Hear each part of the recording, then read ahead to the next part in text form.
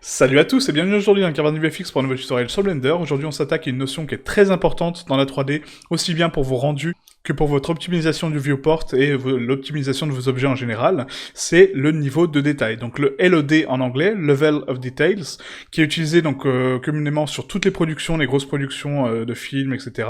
Et même pour la production de jeux vidéo, ce qui permet en fait d'économiser vos ressources pour vous focaliser uniquement sur ce que la caméra voit, et la distance surtout de la caméra. Donc plus vous êtes proche d'un objet, plus vous voulez de détails, de texturing, de choses en fait affichées à l'écran, et plus vous vous éloignez, moins le détail est important, donc forcément vous pouvez libérer donc des ressources pour afficher d'autres choses, d'accord? Donc c'est vraiment ce concept-là qu'on va travailler aujourd'hui sur Blender, d'accord?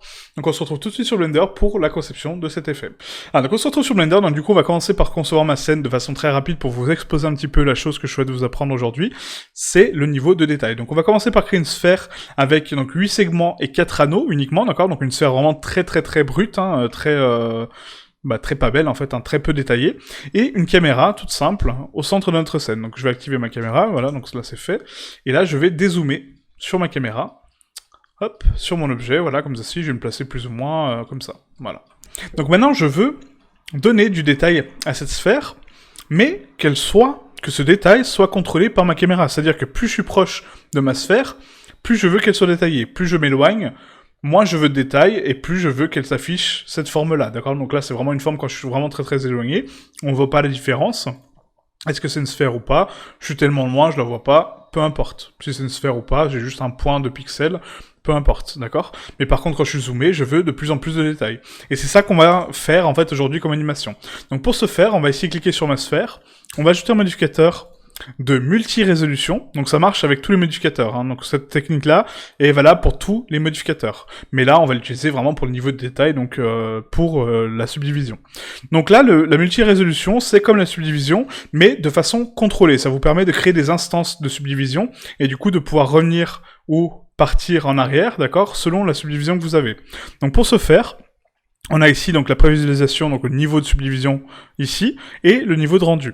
Donc là, si je subdivise ma sphère une fois, voilà la forme que ça me donne. Donc ça ressemble plus à une sphère, hein, parce que je l'ai trop subdivisé, mais c'est pour l'exemple.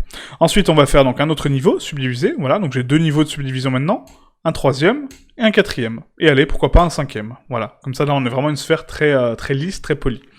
Donc là, j'ai 5 niveaux de détail. Ok, donc j'ai mon détail 0 qui est ma forme de base, j'ai mon détail 1, mon détail 2, 3, 4 et 5. Ok.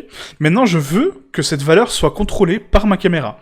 Donc pour ce faire, vous avez la possibilité donc d'assigner en fait donc des contrôleurs. Donc ça, on l'a déjà abordé plus ou moins sur les textures procédurales. Je vous ai montré donc un type de contrôleur qui permettait de prendre le nombre de frames et de le multiplier par le temps qui coule et du coup donc la valeur de la texture pour l'animer, voilà, en fonction du temps qui coule. Et là, on va faire quasiment la même chose avec donc un driver en fait, hein, donc un contrôleur pour animer justement cette caméra. Donc pour ce faire, on va ici donc faire un clic droit sur la valeur qu'on souhaite contrôler, d'accord? Donc soit sur le rendu, soit sur la préval, hein, sachant qu'il faut faire pour les deux.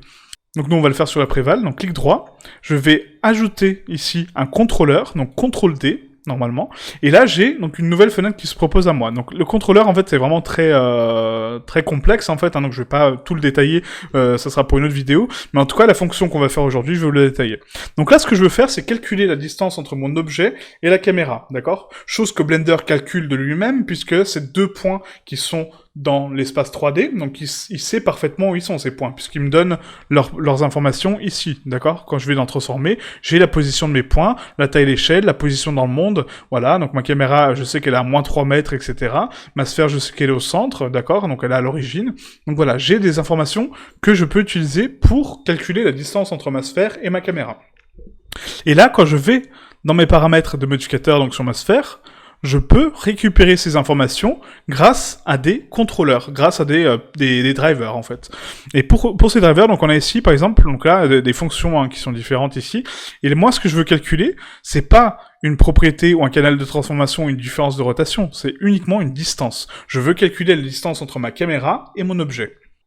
Maintenant que j'ai défini donc cette valeur-là, je peux sélectionner quelle distance je souhaite calculer. Donc, je souhaite calculer donc la distance de ma caméra avec la distance de ma sphère. Donc ma sphère, c'est la sphère 0,1 du coup. Hop, voilà. Et là, ça me donne donc la distance parfaite, d'accord? Donc j'ai cette 0,80 mètres de distance entre ma caméra, donc l'origine de ma caméra, hein, pas la focale, hein, l'origine de ma caméra et ma sphère. Maintenant, je veux créer donc une différence pour contrôler donc la valeur que j'ai ici de division. Comment je fais ça? Donc ici, j'ai une valeur, donc ouais, une variable, hein, d'accord? Donc la variable, c'est quoi? C'est la distance qui est ici, c'est ça ma variable, hein, celle qui va varier en fonction de la position où je suis dans le monde. Donc là, si je m'éloigne, regardez, on voit que du coup, la valeur a changé, forcément, parce que c'est une variable, elle va varier en fonction de la position de ma caméra. Ma sphère, elle ne bouge pas, donc forcément, elle est constante par rapport au monde. Maintenant, je veux déterminer que, du coup, donc, ma variable contrôle la densité de détails, en fait. Hein. Donc pour ce faire, en fait, on va donc diviser la variable par un chiffre. Donc le chiffre, on peut mettre par exemple une valeur de, je sais pas, par exemple 20. 20 divisé par la variable, ce qui va me donner donc une valeur de 0,8. Donc c'est-à-dire que quand je zoome, vous voyez que là mon niveau de détail va augmenter, et quand je m'éloigne, mon niveau de détail va se baisser. D'accord? Et ça, c'est très important, en fait, pour économiser vos ressources, pour avoir donc moins de géométrie quand vous posez votre caméra très loin d'un objet. Si vous avez un arbre très détaillé, très distant, etc., enfin vraiment parfait, l'arbre que vous avez mis 5 ans à monter, mais par contre, vous le mettez en fond de scène, parce que du coup, bah voilà, c'est juste pour habiller votre scène, est-ce qu'il a vraiment besoin de tout ce niveau de détail? Non. Donc du coup, vous appliquez cet effet-là pour lui donner donc une distance réelle par rapport à la caméra. Si vous zoomez, l'arbre va se détailler au fur et à mesure, d'accord, de votre zoom. Et du coup, vous avez votre rendu quand vous en avez besoin, en fait. D'accord? Vous avez votre niveau de détail quand vous en avez besoin. Ok? Et ce paramètre-là est entièrement personnalisable. Hein. Donc là, la distance, j'ai mis donc une distance de 20, mais vous pouvez l'augmenter ou la baisser. Hein. Donc là, si je baisse la valeur, je mets par exemple une division par 10, ça va me réduire mes distances, et du coup, j'aurai besoin de plus de distance pour avoir donc le maximum de détails, vous voyez? Donc là, il faut vraiment que je sois zoomé de près pour avoir le maximum de détails de ma sphère.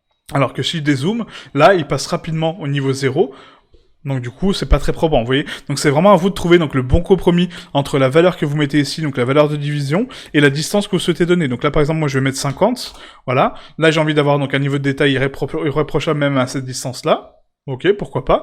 Par contre, si je m'éloigne beaucoup, voilà, là, je peux régler comme ça, par exemple, vous voyez.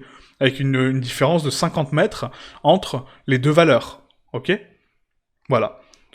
Donc ça, c'était pour le niveau de détail, vous voyez, donc un tutoriel vraiment très rapide, une technique vraiment très très simple, mais essentielle pour vos scènes, puisque ça permet d'économiser des ressources quand vous faites des effets très lourds, ou même des rendus très lourds. Ça vous permet de calculer donc la distance entre l'objet et la caméra, et du coup de faire le rendu vraiment si c'est nécessaire, de toutes les faces, etc.